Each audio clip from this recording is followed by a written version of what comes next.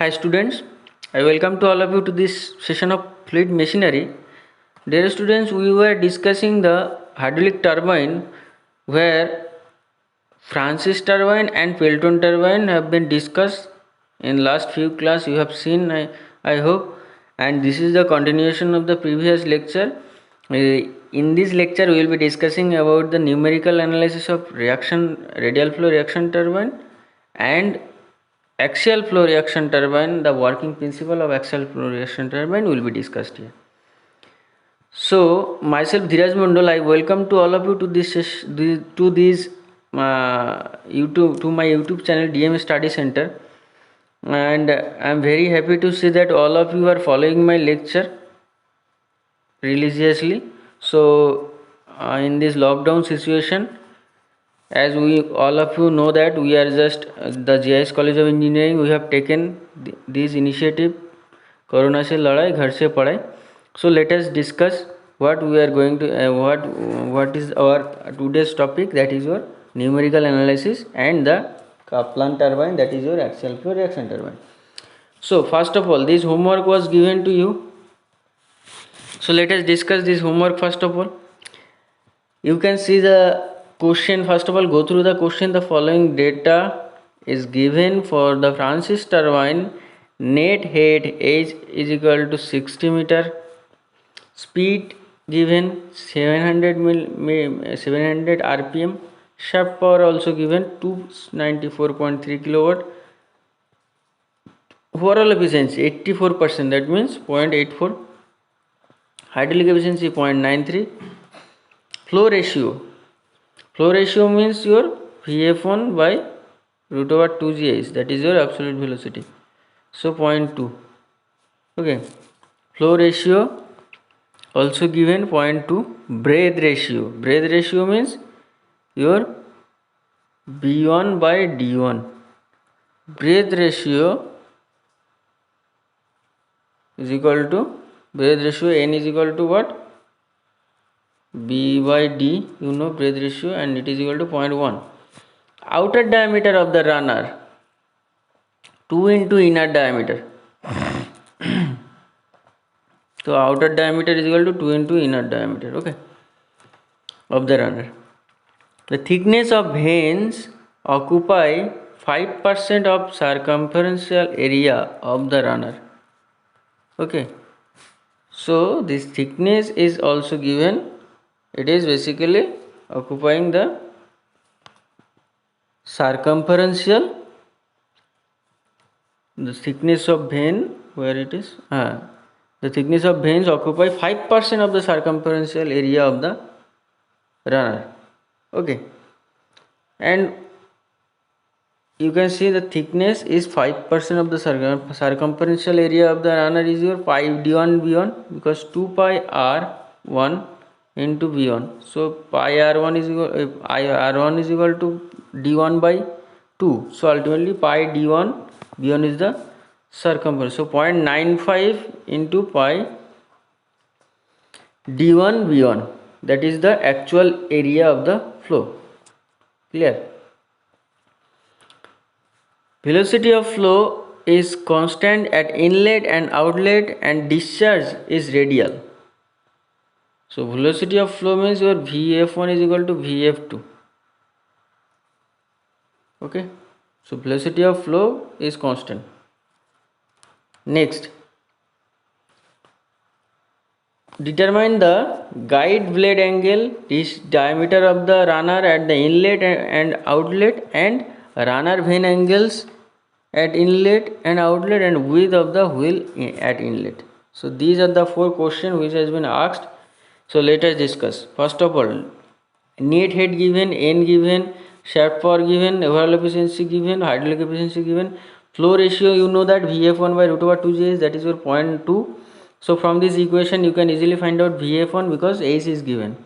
Now breath ratio you can find out B1 by D1. So D1 is equal to what? 2 into D2, that is your D1 is the outer diameter and D2 is the inner diameter. Okay, so sorry, d1 is equal to 2 into inner diameter, so that is the d2 is the inner diameter. So ultimately this is the relation between diameter 1 and diameter 2, that is your inner and outer diameter. Okay, now next point,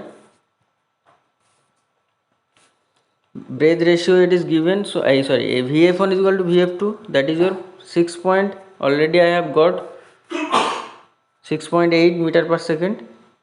Now the thickness is 5% of the circumferential area, that means you have to deduct this 5%, that means 0.95 into pi d1 v1, that is the actual area. Okay, so area is equal to pi d1 minus 0.5 minus 5% of the circumferential area. Okay, vw2 is equal to 0. Why it is 0? Because it is radial at outlet. The flow is radial at outlet, so vf2 is equal to v2. So from this velocity triangle, again we can discuss, this one is your v1, it is your vr1, vf1, vw1, u1, and as it is 90 degree beta, so it is your vf2 as well as v2, and this is your u2, this one is your vr2, and this one is your phi. Now see here, overall efficiency, we know that it is basically the ratio of shaft power by water power, and overall efficiency given, shaft power given, we can find out easily water power. Why we are going to find out water power? That I am discussing afterward. You see the water power is this, and the water power is equal to what? W into H by 1000. Remember, as it is reaction turbine, so water power is equal to W into H by 1000. Sometime if it is given impulse turbine, then suddenly if you are going to calculate the hydraulic efficiency, so hydraulic efficiency is runner power by water power. So water power, sometime you may take half mv square, that is your kinetic energy at the inlet of the turbine. So that is another thing. So and here basically you have to calculate, you know that W into H, and H is also given, W is equal to, we can write m into g, and m into g means rho into q into g, because mass flow rate it is. So rho is, it is known, g you know, q you have to find out, H is known. So ultimately from this equation you can find out discharge. So you know that this is your discharge, 0.59 meter cube per second. Now the q is equal to actual area into velocity of flow, and actual area is what? 0.95 pi d1 v1 into velocity of flow, also it is given. So from this equation you know that b1 is what? N is equal to b1 by d1. Clear? Now b1 is equal to, we can write, and also it is given what? It is given 0.1. So from this equation you can find, right, b1 is equal to 0.1 into d1. So that is written here, you can see. So 0.95, okay, pi you know, d1 I have to find out, and v1 is, it can be written as 0.1 into d1, because this equation from the given data you can write this one, and vf2 also you know 6.8 meter per second. So from this equation just solve the problem, you will be getting 0.54 meter. So 0.54 meter is the diameter, inlet diameter, that means your d1. Clear? So remember, this is your vein, so ultimately this is your r1, this is the wheel, this is your r1, so r1 means it is your d by 2. Okay, so the diameter at the inlet is your 0.54 meter. Now as we know that v1 by d1 is equal to 0.1, so we can easily find out v1, because d1 already I have got right now. Now it's time to find out the inlet velocity of the runner. Okay, inlet, that means the tangential speed of the runner or wheel speed. Okay, u1 is equal to pi d1 n by 60, you know. So d1 you know, n you know, so you can find out u1. Why I am going, why I have calculated u1? Because we need to find out the vane angles, and as we know that this is a velocity triangle at the outlet, this one is a theta, sorry, this one is a phi, and this is your U2, and this one is your VR2, this is your VF2. So how you can find out tan phi? Tan phi is equal to your VF2 by U2. Okay, by U2. So you know VF2 because VF1 is equal to VF2, and U2 you have to find out to get the phi. But here basically I am going to find out the tan phi. So tan phi, tan phi is equal to, you can see from the triangle, tan phi is equal to VF2 by VW1 minus U1, and you know V1 is given, alpha is not given. Oh, it's alpha, it's not given. So you have to calculate first of all alpha. So here you can see hydraulic efficiency is equal to VW1 U1 by GH. So from this equation hydraulic efficiency is given, so you can find out VW1. So VW1 you can find out, as you have got VW1, so this V1 you know, VW1 you know. Can I find out alpha? Because we know that sin alpha, cos alpha is equal to VW1 by V1. So you can find out, so or you can write tan alpha also. So cos alpha or tan alpha, anything else, anything you can find out the alpha from this velocity triangle, that is a 13.9 degree. Okay, as you have got alpha, then you can easily find out the theta. Okay, so tan theta is what? This is your velocity triangle. Again I am drawing V1, this is your VR1, this is your VF1, this one is your VW1, and this one is your VU1, this is your alpha, and this is your theta. So tan theta you can write VF1 by this total minus this, isn't it? So VW1 minus U1 is the tan theta. So all the value you have got previously. Okay, so 49.09 degrees is the answer, that is your theta. Clear? Now you have to find out the phi, and you know that U2 is equal to pi d2 n by 60. Okay, pi d2 n by 60, and there is a relation d2 is equal to d1 by 2. The relation is given, and you know that d1 also I have got. So you just put the value of d1, you will be getting the answer. Clear? So this is the 9.8 meter per second is the U2. Now the tan phi is equal to what? Tan phi is equal to, this is your velocity triangle at outlet, tan phi is equal to, this is your U2, this is your VF2, this is the phi. So VF2 by U2 is the tan phi. So put the value of VF2 and U2, you will be getting phi is equal to 34.7, that is your 34.44 degree. Okay, so 34.74 degree. Okay, now d1 is the inlet diameter is equal to 0.94, d2 is the d2 is equal to just simply d1 by 2, that is your 0.27, and b1 is equal to 54 mm. Clear? So this is the width of the wheel at the inlet. So I hope it is clear. So let us discuss today's topic, that is your axial flow reaction turbine. So axial flow reaction turbine, it is basically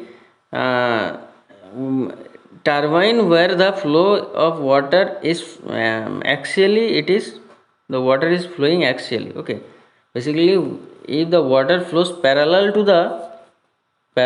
the axis of the rotating shaft, if this shaft is rotating like this and the water is flowing parallel to the rotation of the shaft, then the turbine is known as axial flow turbine. Clear? Now if the energy available at the inlet of the turbine, kinetic energy as well as pressure energy, then it will be called reaction turbine. So the axial, that means if the water flows axially, that means if it is the shaft, it is rotating like this and the water is flowing axially or parallel to the shaft, rotation of the shaft, and also available energy at the inlet of the turbine is kinetic energy as well as pressure energy, then the turbine is known as axial flow reaction turbine. Okay, clear? Now this is your one. There are mainly two types of reaction turbine, axial flow reaction turbine. One is your propeller turbine, another is your Kaplan turbine. Clear? Now in this lecture we will be discussing about the Kaplan turbine. So Kaplan turbine and propeller turbine, what is the difference between Kaplan and propeller turbine? It is basically the vane. Here you can see this is the vane which is adjusted on the hub. This vane is adjustable in case of Kaplan turbine, but in case of propeller turbine it is totally fixed. Okay, that means in the half when vane is adjustable, then the turbine is known as Kaplan turbine. That means you may change the angle or you may change the vane angle also. Okay, as it is not fixed, but in case of propeller turbine it is totally ready made or fixed, already manufactured. Okay, and in case of Kaplan turbine we can adjust it in for our desired work or for our comfortability. We can check it, we can change it. Now as you can see, this is the Kaplan turbine runner, where you can see this one is a shaft. This is called hub or boss. Okay, and this is your vane. This one is your vane, and this is your, this you can adjust. Okay, so there here you can adjust or you can tighten, or that means this vane can be adjusted according to our need. Okay, now the Kaplan turbine, there are mainly four components of the Kaplan turbine. Okay, now here you can see here the components of the Kaplan turbine. Four components are there. Number one is your scroll casing. Number two, guide vane mechanism.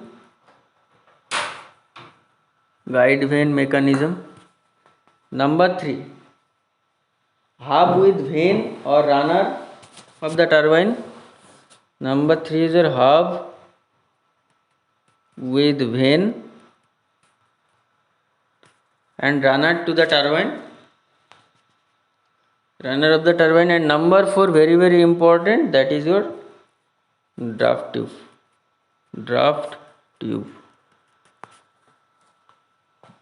So these are the four components: scroll casing, guide vane mechanism, hub with vanes or runner of the turbine, and number four is your draft tube. Now let us discuss one by one what is the function of that particular components. So as you can see in this picture, this part is called your draft tube. This part is called draft tube. Now what is the function of draft tube? I am coming afterward. This part is one draft tube, and this is your, this one you can see scroll casing. Okay, this is your guide vane. This one is your shaft. This is your boss. In the boss the vane is adjusted. Clear? Now this one is your tail race. The water is coming out in this tail race from traveling water from the turbine blade. Okay, and this is your, up to this much the runner or the blade is traveling. Clear? Now first of all, what is the function of the scroll casing?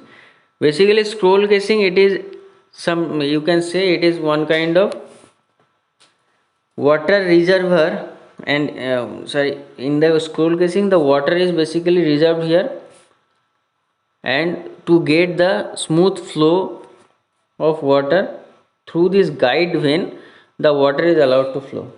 So guide vane mechanism, basically it provides the water according to our need.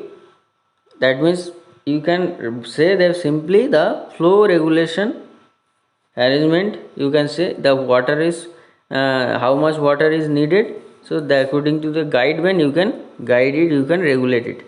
And in scroll casing, the first of all, from the reservoir the water is coming here in the scroll casing, and it is supplying water according to the need. Now you can see hub with vein. Hub with vein means this is your hub, this one is your hub with vein. So in the hub, the vein is adjusted like vein is installed like this. So hub, what is the function of the hub? Basically the vein are adjusted or vein are installed in the hub, and this one is a shaft like this. The shaft is rotating. As the shaft is rotating, the hub is rotating, or the vein is rotating, the shaft will be rotating. That means the shaft will be in rotation. Okay.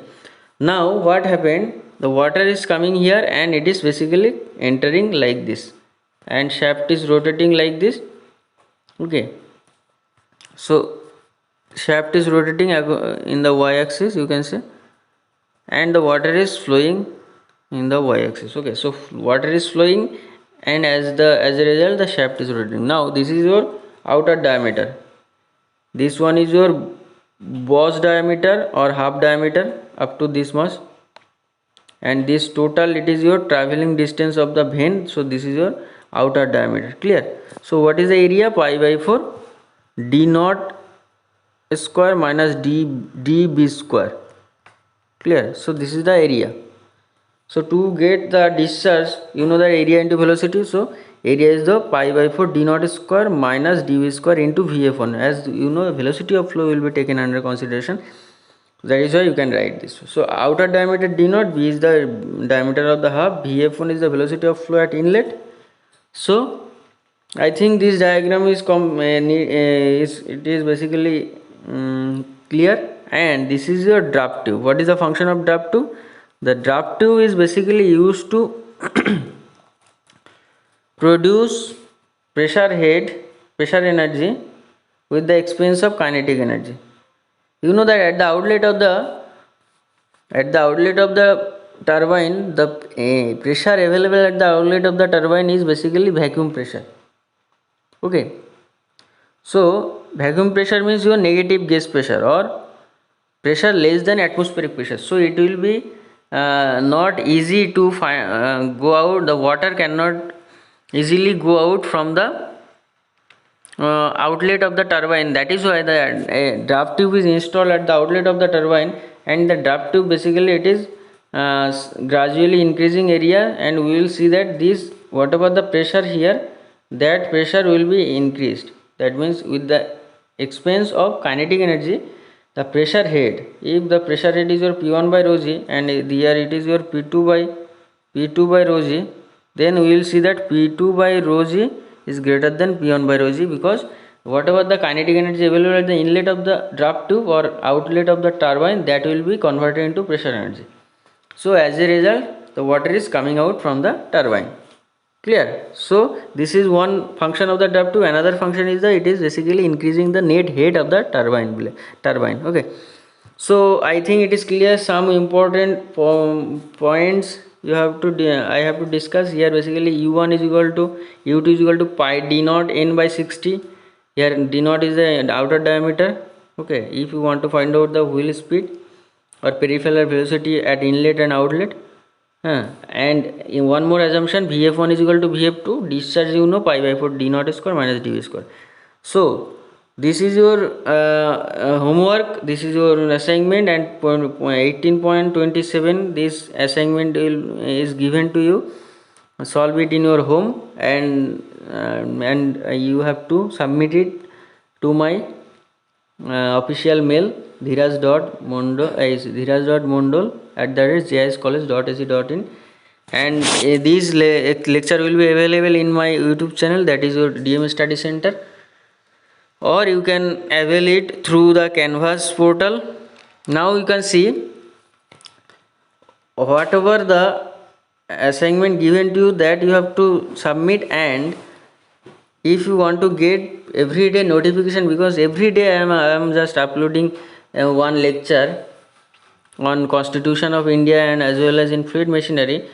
So first of all see the lecture, then write in the comment section, write down done sir. Okay, and after that you will be given some assignment, and to get notification you just press the subscribe the channel and press the bell icon, otherwise you can't get any kind of notification. Okay, so I hope it is clear. Thank you for listening.